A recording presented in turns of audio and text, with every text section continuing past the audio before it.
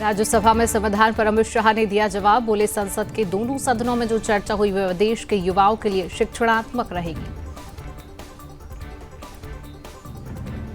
सदन में बोले अमित शाह, मैं सरदार पटेल को धन्यवाद देता हूं। उनके अथक परिश्रम के कारण देश एक होकर दुनिया के सामने मजबूती से खड़ा है। अमित शाह ने नाम लिए बिना राहुल पर साधा निशाना। बोले, जो लोग हाथ में संविधान लेकर घूमते हैं वहीं इसका अपमान करते हैं। केंद्रीय गृह मंत्री बोले, कुछ राजनेता 54 वर्ष की आयु में खुद को युवा कहते हैं, संविधान लेकर घूमते रहते हैं और कहते हैं कि संविधान बदल देंगे। आपातकाल पर अमित शाह का तंज। बोले, कुछ लोग संविधान को अपने परिवार की जागीर समझते हैं। इमरजेंसी के समय देश में क्या हुआ था। राज्यसभा में बोले अमित शाह, हम बुराई की हर परंपरा को समाप्त करेंगे। पीएम मोदी विकास के पथ पर बढ़ते हैं। संविधान संशोधन पर बोले अमित शाह, अनुच्छेद 368 में संविधान में संशोधन का प्रावधान है। भाजपा ने 16 साल में संविधान में 22 परिवर्तन किए। अमित शाह ने कहा, हमारे आसपास भी कई देश स्वतंत्र हुए और नई शुरुआत हुई, लेकिन वहां कई बार लोकतंत्र सफल नहीं हुआ।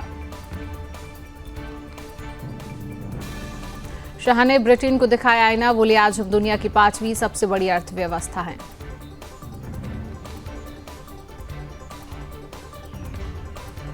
अमित शाह बोले, इंडिया के चश्मे में भारत नजर नहीं आएगा। हमने राजपथ का नाम कर्तव्य पथ किया।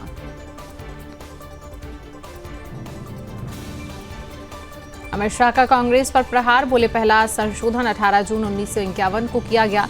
अनुच्छेद 19 से अभिव्यक्ति की स्वतंत्रता को कम करने के लिए जोड़ा गया था।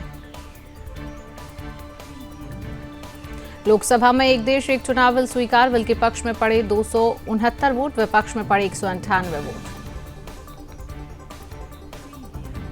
एक राष्ट्र एक चुनाव पर केंद्रीय मंत्री प्रहलाद जोशी ने कहा, यह देश की प्रगति के लिए है। 5 साल में एक बार चुनाव होगा, पहले भी ऐसे ही था।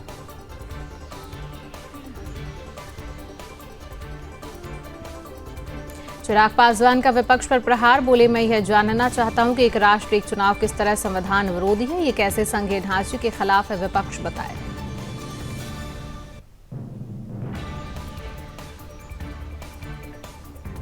वन नेशन वन इलेक्शन पर बीजेपी नेता सीपी जोशी ने कहा, सभी राजनीतिक दलों को एक होकर इस बिल पर सहमति बनानी चाहिए।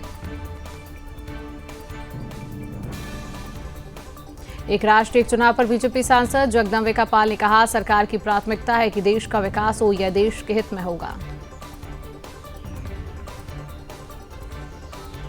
एक राष्ट्र एक चुनाव पर केंद्रीय मंत्री गजेंद्र सिंह शेखावत ने कहा, यह निश्चित रूप से सबसे बड़ा राजनीतिक सुधार होगा।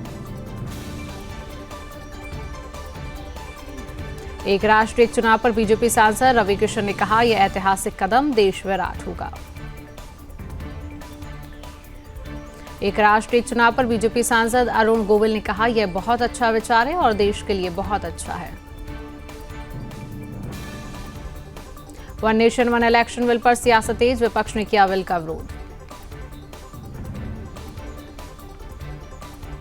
वन नेशन वन इलेक्शन विधेयक पर जयराम रमेश की प्रतिक्रिया। कहा, लोकतंत्र को हटाने के लिए चलाया जा रहा। एक राष्ट्र एक चुनाव पर नाना पटोले ने कहा, इनका मुद्दा वन नेशन नो इलेक्शन का है। ये लोग देश में लोकतांत्रिक व्यवस्था को खत्म करना चाहते हैं। वन नेशन वन इलेक्शन पर सपा सांसद रामगोपाल यादव ने कहा, हमें ये मंजूर नहीं, क्योंकि ये संविधान की तमाम धाराओं के खिलाफ है। एक राष्ट्र एक चुनाव पर बीजेपी सांसद दिनेश शर्मा ने कहा, यह देश के लिए वरदान साबित होगा। इससे न केवल धन की बचत होगी, इससे जीडीपी भी बढ़ेगी।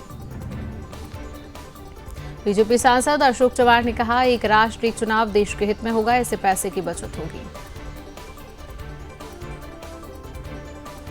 वन नेशन वन इलेक्शन पर बोले विजय सिन्हा, यह राष्ट्र में एक क्रांतिकारी परिवर्तन की शुरुआत। 1952 से 66 तक देश में वन नेशन वन इलेक्शन था। विजय सिन्हा का विपक्ष पर निशाना। बोले, लोकतंत्र मजबूत हो रहा था, विकास की गति बढ़ रही थी, लेकिन परिवारवाद वाले लोगों ने लोकतंत्र को कमजोर किया।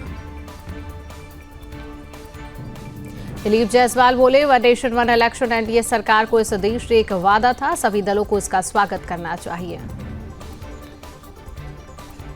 एक राष्ट्र एक चुनाव विधेयक पर रामदास अठावले ने कहा, इसमें सत्ताधारी पार्टी को बहुमत मिला, विधेयक जेपीसी में जाएगा और इस पर अध्ययन किया जाएगा। एक राष्ट्र एक चुनाव विधेयक पर कांग्रेस सांसद राजीव शुक्ला ने कहा, जेपीसी में विधेयक पर विस्तृत चर्चा होनी चाहिए, विधेयक में कई कमियां।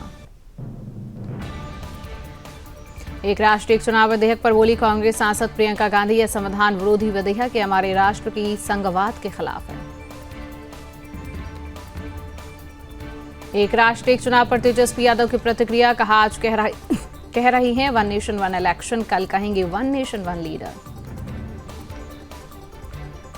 वन नेशन वन इलेक्शन विधेयक पर कांग्रेस सांसद गौरव गोगोई ने कहा, ये भारत के पूरे संघीय ढांचे को खत्म करना चाहते। वन नेशन वन इलेक्शन पर बोली कांग्रेस सांसद रंजीत रंजन, अभी इस बिल में कई खामियां, हमें सरकार की नीयत में खोट दिखाई दे रही है। योगी आदित्यनाथ का विपक्ष पर निशाना, बोले पहले जाति विशेष पर भर्ती होती थी, पिछली सरकारों ने शिक्षा को बर्बाद किया, हम ये नहीं चलने देंगे। यूपी के सीएम बोले, किसी युवा के साथ अन्याय नहीं हुआ, यूपी अब दंगा मुक्त प्रदेश है, निवेशक उत्तर प्रदेश में निवेश कर रहे। यूपी में पूर्व की सरकारों में बरसे सीएम योगी, पब्लिक सर्विस कमीशन की बदहाली पर कहा, फर्जी डिग्री वालों को बनाते थे पब्लिक सर्विस कमीशन का अध्यक्ष। योगी आदित्यनाथ ने प्रियंका वाड्रा पर साधा निशाना, बोले प्रियंका गांधी फलस्तीन का बैग लेकर घूम रही थी, हम युवाओं को इजरायल में नौकरी पर भेज रहे हैं। विधानसभा में योगी आदित्यनाथ ने दिया सरकारी नौकरियों का हिसाब, कहा, शिक्षा विभाग में 1.60 लाख भर्ती हुई, पुलिस ने 1.5 लाख नई भर्ती की, 60,000 सिपाही और भर्ती करेंगे। यूपी विधानसभा में सपा विधायक रागिनी सोनकर का बीजेपी पर हमला, कहा, यह सरकार सिर्फ जुमलेबाजी और झूठे वादे करती है, उसके अलावा इस सरकार के पास कुछ भी नहीं। झारखंड में हाईकोर्ट ने जेएसएससी सीजीएल परीक्षा रिजल्ट जारी करने पर लगाई रोक, कोर्ट के आदेश तक नहीं होगा जारी। 21-22 दिसंबर को कुवैत दौरे पर जा सकते हैं पीएम मोदी, इससे पहले साल 1981 में किसी भारतीय पीएम ने किया था कुवैत का दौरा। टीएमसी नेता अभिषेक बनर्जी के बयान पर कांग्रेस सांसद किशोरी लाल शर्मा ने कहा, अगर हर व्यक्ति व्यक्तिगत राय देने लगे तो ठीक बात नहीं।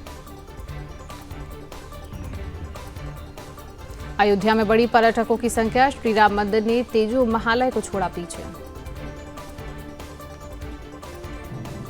राज्यसभा में संविधान पर चर्चा, जेपी नड्डा ने की चर्चा की शुरुआत। जेपी नड्डा ने राज्यसभा में कहा, चर्चा करना हमारी संस्कृति का हिस्सा, चर्चा से संविधान को मजबूती मिलती है। अनुच्छेद 370 के मुद्दे पर नड्डा ने कांग्रेस को घेरा, कहा, देश में 2 विधान 2 प्रधान और 2 निशान हो गए थे। आपातकाल पर नड्डा का बयान, कहा, इसे स्वीकार किया गया और इसके लिए माफी मांगी गई, लेकिन उन्होंने पूछा कि इसे कैसे भुलाया जा सकता है। राज्यसभा में जेपी नड्डा ने कहा, संविधान की मूल प्रति में अजंता एलोरा की गुफाओं की छाप, कमल की भी छाप है। बांग्लादेश में हिंदुओं पर हो रहे अत्याचार को लेकर विपक्षी सांसदों ने संसद परिसर के अंदर किया विरोध प्रदर्शन। कैबिनेट मंत्री नितेश राणे का विपक्ष पर हमला, यह ईवीएम का झटका नहीं, हिंदू समाज का झटका है। जयपुर से पीएम मोदी की बड़ी सौगात, विभिन्न विकास परियोजनाओं का उद्घाटन और शिलान्यास किया। पीएम मोदी ने जयपुर में किया रोड शो, लोगों का अभिवादन किया। पीएम मोदी के साथ मुख्यमंत्री भजन लाल शर्मा रहे मौजूद। पीएम मोदी ने राजस्थान सरकार के 1 साल पूरा होने पर दी बधाई, कहा, मेरा सौभाग्य है कि इस 1 साल की यात्रा के बाद आप इतनी बड़ी संख्या में आशीर्वाद देने आए। राजस्थान में पीएम मोदी की दहाड़, कहा, बीजेपी सुशासन की गारंटी है, इसलिए एक के बाद एक बीजेपी को इतना भारी जन समर्थन मिल रहा। राजस्थान के कई जिलों में खत्म होगा जल संकट, पीएम ने पीकेसी परियोजना का किया शिलान्यास, एमपी को भी मिलेगा फायदा। पीएम बोले, राजस्थान के 100% घरों में पहुंचेगा पानी। जैन मुनि ने कहा था किराने की दुकान पर पानी बिकेगा, आज हम बिस्लरी खरीद रहे हैं। राजस्थान सरकार के 1 वर्ष पूरे होने पर सीएम भजन लाल शर्मा ने कहा, हमने सरकार बनते ही गांव में वर्षा जल संचयन के लिए 1 लाख से अधिक कार्य शुरू किए। एमपी सीएम मोहन यादव ने कहा, दोनों राज्यों के लिए ये जल योजना की सौगात, सच में पीएम मोदी का आशीर्वाद हमें मिल रहा। ट्रेन में जिहादी की घिनौनी हरकत, हिंदू महिला से की छेड़छाड़, महिला ने जिहादी को सिखाया सबक। दिल्ली के शास्त्री पार्क में युवक ऋतिक वर्मा की हत्या, घर में बंधक बनाकर पीट कर उतारा मौत के घाट। पंजाब के थाने में फिर बिलास, गैंगस्टर जीवन फौजी ने जिम्मेदारी ली, बोला ये ट्रेलर पुलिस सरकार अपने परिवार सेव कर ले।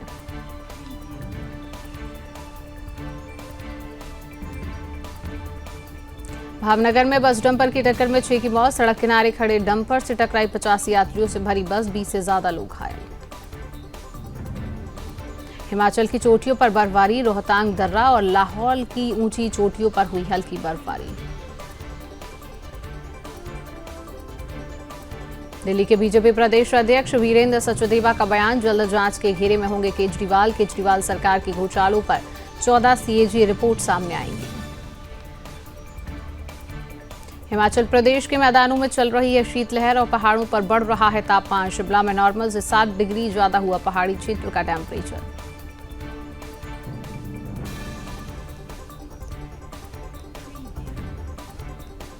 महिला संवाद यात्रा पर नहीं निकलेंगे नीतीश कुमार, प्रगति यात्रा के नाम से नई यात्रा करेंगे बिहार के सीएम। 23 दिसंबर से शुरू होगा प्रगति यात्रा का प्रथम चरण, चंपारण के चनपटिया से होगी शुरुआत।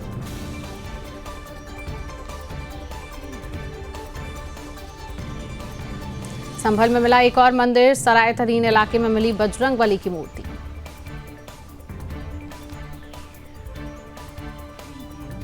वाराणसी के मदनपुर में मिला संभल जैसा एक प्राचीन मंदिर, हिंदू संगठनों के सदस्यों ने मंदिर के बाहर बजाया शंख। मध्य प्रदेश विधानसभा का शीतकालीन सत्र, कांग्रेस विधायकों ने कटोरा लेकर किया प्रदर्शन, कैबिनेट मंत्री ने कहा कांग्रेस का प्रदर्शन फिसड्डी साबित हुआ। दिल्ली के मुकुंदपुर गांव में शानदार स्कूल का उद्घाटन, संकरी गलियों में सीएम आतिशी ने किया स्कूल का उद्घाटन। फरुखाबाद पुलिस ने 2 लुटेरों को 2 बाइक तमंचे सहित किया गिरफ्तार, 12 दिसंबर को लूट की घटना को दिया था अंजाम। बिजनौर नगर पालिका ने चलाया अतिक्रमण हटाओ अभियान, बुखारा रोड पर हटाया अतिक्रमण। मथुरा में ढाबे के पीछे खेत में मिला 45 वर्षीय अज्ञात व्यक्ति का शव।